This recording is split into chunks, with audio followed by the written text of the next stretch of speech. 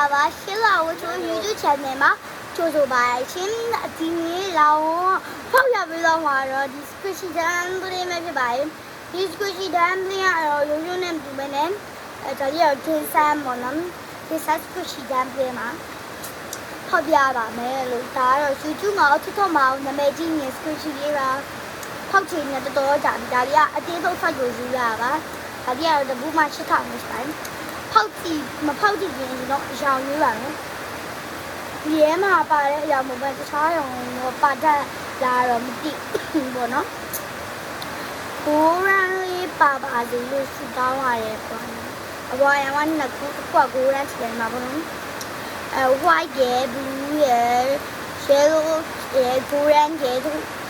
pink ရယ်ရှိရပေါ့နော်ဒီထဲမှာကျမကတော့ blue ရယ် yellow ရယ်လိုချင်မဟုတ်ပါဘူး blue ရယ် pink ရယ်လိုချင်ပါတယ်ဒီနှစ်ခုပါ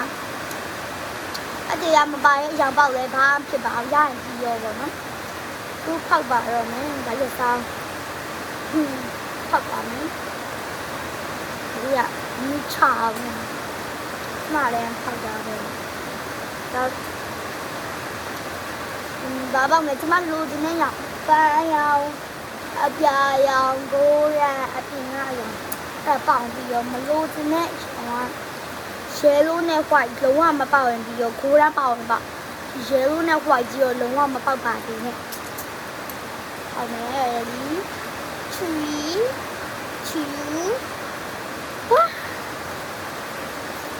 အဲ့ဒါလည်းအရင်ဆုံးကြိုင်ကြည့်လိုက်တော့လည်းကြည့်လို့အောက်မှာပဲကြိုင်ကြည့်လိုက်တော့ကျွန်မအပေါ်ဖြတ်မယ်ခရမ်းရောင်လေးပါလို့ကျွန်မလိုချင်တဲ့အရာတော့မဟုတ်ပေမဲ့အပြင်ကအရောင်ဒီရဲမှမပါဘူးနော်ရဲမှမပါတဲ့အရောင်ကြည့်အောင်တော့ကျွန်မအရင်ကစက်တော့အပြင်ကအရောင်လေးဆိုကိုကျိုးညတော့တော်တော်လေးကောင်းတယ်ဒီနာလေးနဲ့အားလုံးကြည့်ရှုပေးတဲ့ချေးဒီမှာ subscribe နဲ့ like လေးလည်းလုပ်ပေးကြအောင်နော်